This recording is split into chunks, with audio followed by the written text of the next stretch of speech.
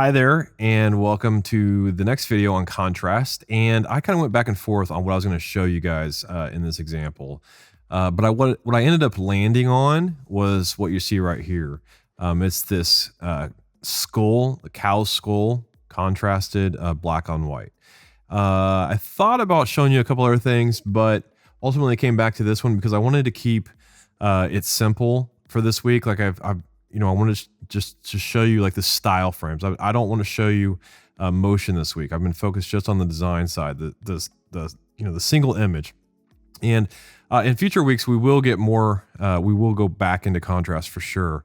In fact, there's contrast stuff coming up very soon. That's definitely more involved. But for this example, I just want to show you how I created this contrasting style frame that, it's very simple, but it's pretty cool at the same time. There's some interesting things going on in this image. There's some interesting texture in here. There's these checkerboard patterns back here. There's some grit, some grime going on. And then, obviously the black and white. So a lot of times, as we saw in the examples, black and white contrast is very popular. And you see it all the time. You see it where there's black versus white, or shifted this way, or diagonal, whatever. So I tried to kind of stay in that realm for this example. And I came up with this. So let me show you how I did this fairly quickly. Okay, so we're going to jump back in to the project and we're going to make a new composition. And I made this 1080 by 1080 again because I designed this for Instagram because it's going to go up on the Instagram page. Frames per second doesn't matter, but 1080 by 1080. And we'll call this Skull 02. First thing I'm going to do is I'm going to drag in my skull layer, which is right here. It's called cow. And I'll scale it down something like so. Whoops. Gotta have the right tool selected there. I had the mask tool. So there's our skull. We could make it larger. There's different ways you could frame this, and we are going to talk about framing in future lessons. So as we move through these lessons throughout the year, things will definitely get a little bit more involved as I can show you more and more aspects together, elements and principles in one single project. But for now, I'm trying to keep it fairly straightforward and just focused on what we are learning and building upon what we've already learned. So it's definitely a challenge for me, but it's fun at the same time. So anyways, let's something like so. After we have the cow and the cow skull in a good position, I'm going to go back to my project. I'm going to select the paper I used. And this is just a piece of torn paper that I brought in. It's a PNG with an alpha channel, as you can see here. And I am going to start creating some contrast with this paper. The reason I'm actually designing inside of After Effects versus Photoshop is for one main reason for me, which is I have so many different plugins, third-party plugins inside of After Effects that once I get a good design base where I like it to be, I can easily apply different effects that I see necessary for that design right here in After Effects. In the past, I've had to design a base in Photoshop, bring that base file into After Effects, break it into layers, and then start applying my effects. And years ago, I've just thought, well, why don't I just do this all in After Effects? Why do I have to design in Photoshop? And so I moved it over to After Effects, for 90% of the time. Now, there are certain times when, I have to be in Photoshop to cut out images. If it's very detailed cutting out, simple cutouts, I can use masks in After Effects, great. But things like hair or just certain things where I cut out, I start in Photoshop, bring that in to After Effects. And there's also a couple other plugins I do have in Photoshop that are not available in After Effects, which I wish they were, but they're not, unfortunately. So, but anyways, 90% of the time I'm in After Effects designing. So even if it's a still image. Okay, so we've got the paper here and I'm just going to rotate it 90 degrees. And I am going to tell the cow to alpha mat the paper.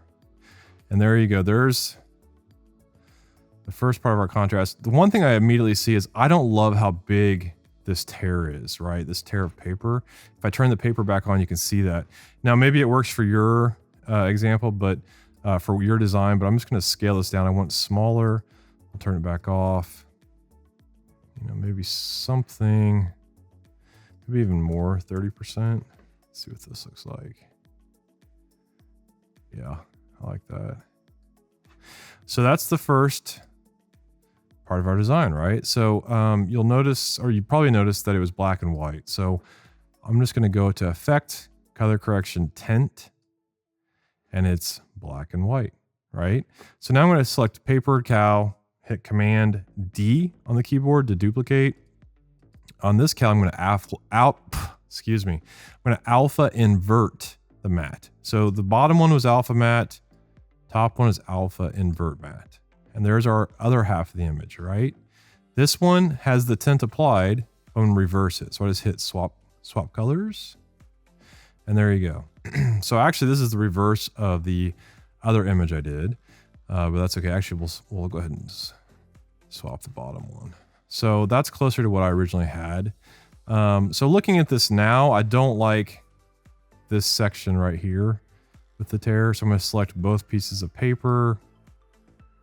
And just, I don't know, maybe something like that. Rotate. Oh, something. I guess that's still 90 degrees. I guess you're going to drag them up.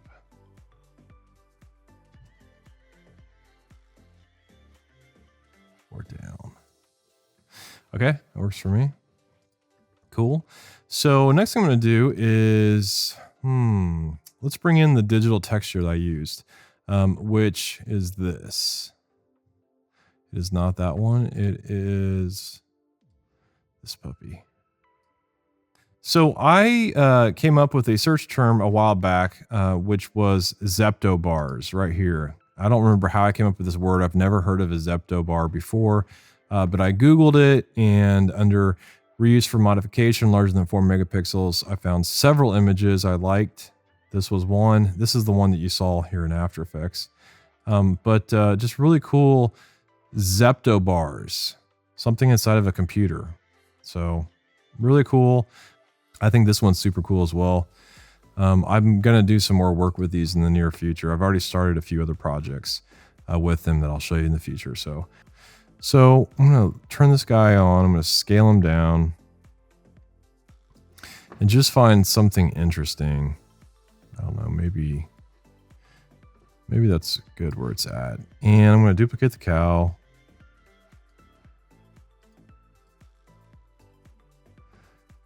And yeah, that's really cool. And I found that using the divide transfer mode was pretty cool after I made it black and white.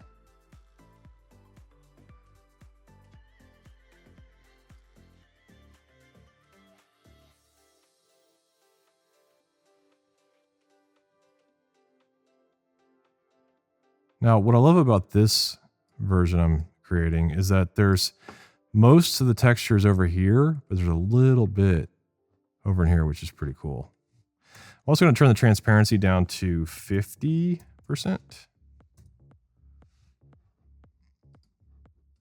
And I'm going to go ahead and drop in a new solid background, but we'll call it checkerboard.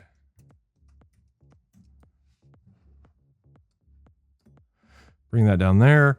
And to this layer, I'm going to apply, I believe it's generate checkerboard.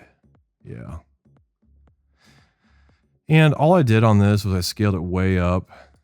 I originally started with this, with the 4 squares. But for whatever reason, it was really bugging me. So right now this is bugging me. So I'm going to turn that off. All I did was I rotated 45 degrees. And I believe I scaled it up. Yeah. You know, there's all different ways you could play around with this. That's kind of cool like that.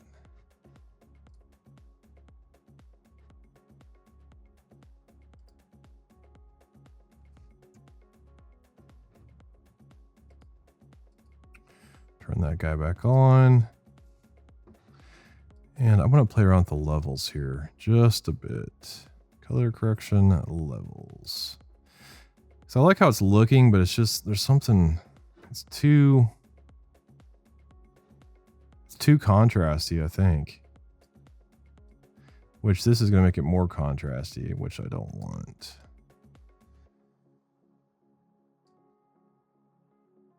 That's not too bad though, like that. That's kind of interesting. I actually kind of like that. Let's play around a little bit more here with the texture.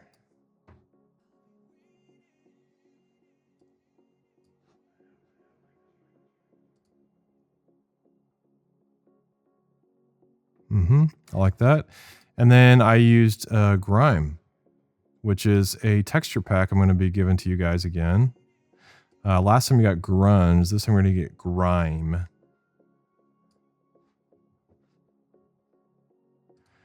And we're going to put this on multiply, I think. Oh, maybe up here towards the top. And what's cool, this is a QuickTime file, but I can just move through it and find a section of it I like, which is a little too much.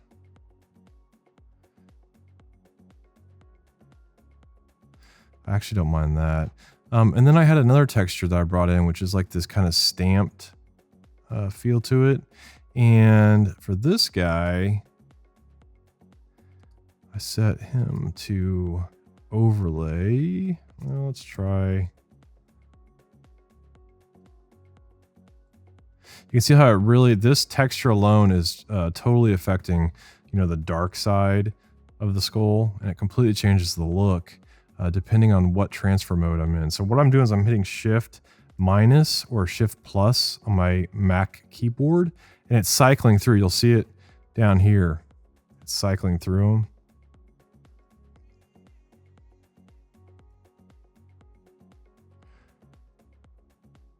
I kind of like that. And then a lot of times what I'll do is I'll just drag, you know, through the timeline. Just I'll move elements up and down the timeline just to see if it affects things. So that's with it more towards the top, off, on. Above grime, it doesn't work. Go back to multiply, overlay.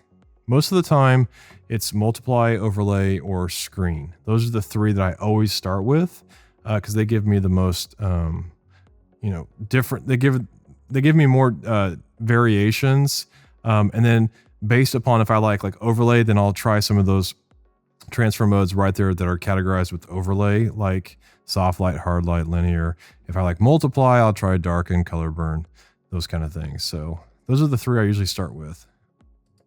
I'm also going to add a new solid for the background and make it just black. It should darken up these checkerboards. Yeah.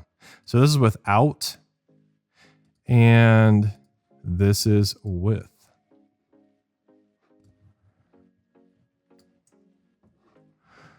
So let's do this.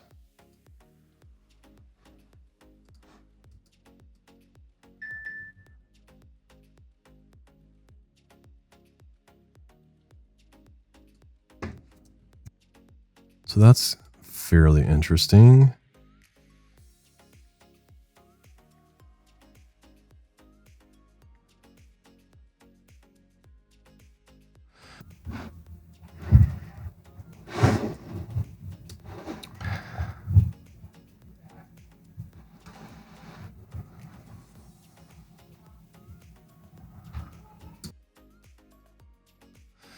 Something else I want to do is I'm going to scale down the grime.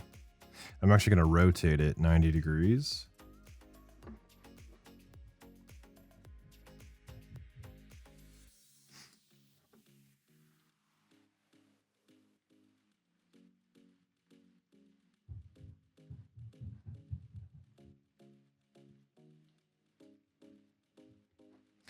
That's pretty cool.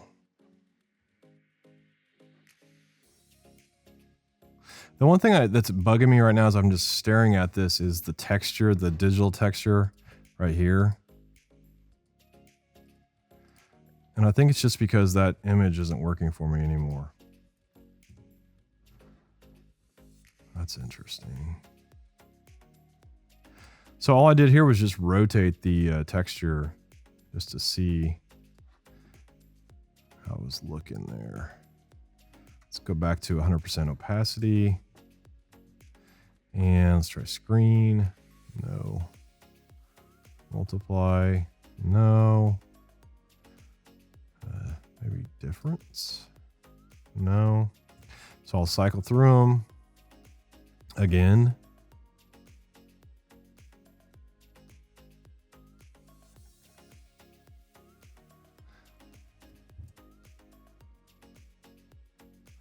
So that's really interesting to me, but obviously it covers everything up that we've already done. So I could try and do is drag that all below the original cow image and just make that cow image a transfer mode of, see, that's already interesting. Overlay, screen, multiply. So Control Z, Control Z. That's pretty cool. The paper is too far to the right. So I selected both layers. I'm nudging them over with my keys right now. And I am going to readjust the texture again. Yeah, that's really cool, actually. I like that. It looks like it's got like this kind of digital static feel to the left side and a very organic feel to the right side. So that's what I wanted to show you today. There's no chromatic aberration. There's no special plugins, although we could do something interesting just really quickly. You know how much I love the lighting effect. I love to use glow. Let's see if I turn down the threshold, we could try that. That's actually really cool. Mess with the overall brightness. You know, with this glow, there's so many things you could do with, you know, like the width. Crank that slightly. You know, the side width, which I don't like that. The width Y. It's okay. Maybe somewhere in there.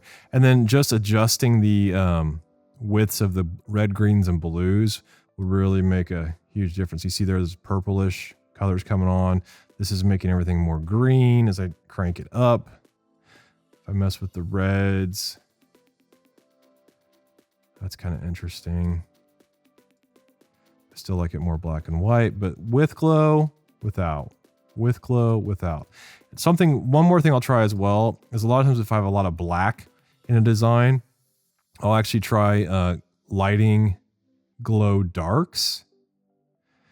And what that does is it brings in this extra darkness. I don't really know how to explain it.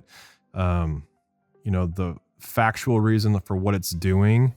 But without, and you can see that it just makes the blacks that much blacker, but it gives it like this black glow, as you can see in here. So you can adjust the darkness, the threshold again, but I don't like it on this particular version. I do like the glow, like I typically always do. We could try maybe a little bit of a red glow just to see. It's not going to work. The green's kind of interesting. I really like how it's highlighting this side of the skull more than that side.